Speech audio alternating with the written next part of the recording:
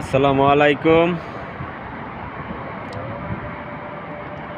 আজকে একটা ভিডিও দেখে আমি খুবই দুঃখজনকভাবে প্রকাশ করতেছি আপনাদের কাছে যে তুফাজ্জল নামের যে লোকটারে মারা হয়েছে চুর মনে হইরে, এটা মনে হয় গত হালকের ঘটনা। এটা কি আসলে ঠিক? একটা মানুষ চুর দইরাও মানুষের শাসন করতে পারে না, কারণ প্রমাণ ছাড়া। আর চুর মনে হইরা সে চুরি করে নাই, চুর মনে হইরা তারে মারা হয়েছে।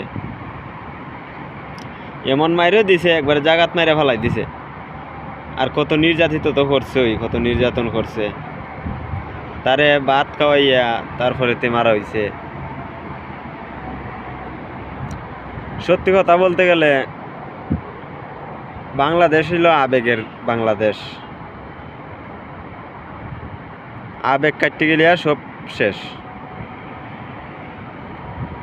কত অফিসকে দেহটা হাই তহল বইয়া রয়েছে, কেউ এটার প্রতিবাদও করে না। আর সাধারণ একটা চুর মনে কইরা ধরলাম সে চুরি করছে, ওই দইরা নিলাম সে চুরি করছে, এর লেগে তারা মাইরে ফেলাই দেওয়ান লাগবো। জানে কয় টাকার জিনিস চুরি করছে, যে চুরের কারণে একটা মানুষের জীবন নষ্ট করে ফেলাই দিছে, দুনিয়া থেকে তারে উদাও করে দিছে। মানুষে তো প্রাণ নিতে পারবো হাজারটা, কিন্তু একটা প্রাণ কি দেওয়ার মতন কেউ শক্তি আছে?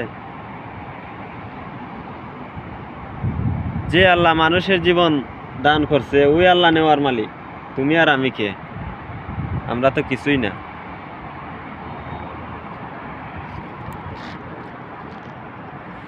বাংলাদেশটা একবার আবেগে ভরে গেছি, আর সবার ভিতরে শুধু আবেগ আর আবেগ, বিবেক দিয়ে মানুষে কিছুই করে না।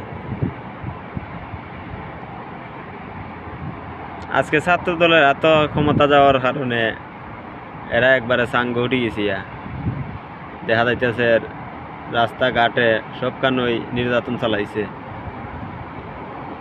আর আমরা তো আন্দোলনের পক্ষে আসছিলাম, আমরা কি আন্দোলনের বিপক্ষে আসলাম? সাধারণ মানুষকে আন্দোলনে যোগ দেয় নাই, না খালি স্টুডেন্ট হইতেছে?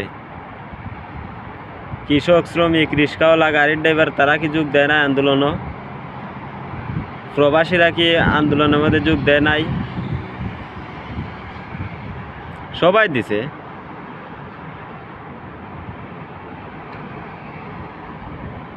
দেশ স্বাধীন, স্বাধীনতা কিভাবে উপভোগ করা লাগে, যে একটা সূর্যের জাগাত মেরে ফেলাই দেবেন, তারপরে আবার হইতেছে আমার অতি আবেগে। আসলে এটা আবেগের বাংলাদেশ, বিবেক বলতে কিছুই নাই মানুষের মধ্যে।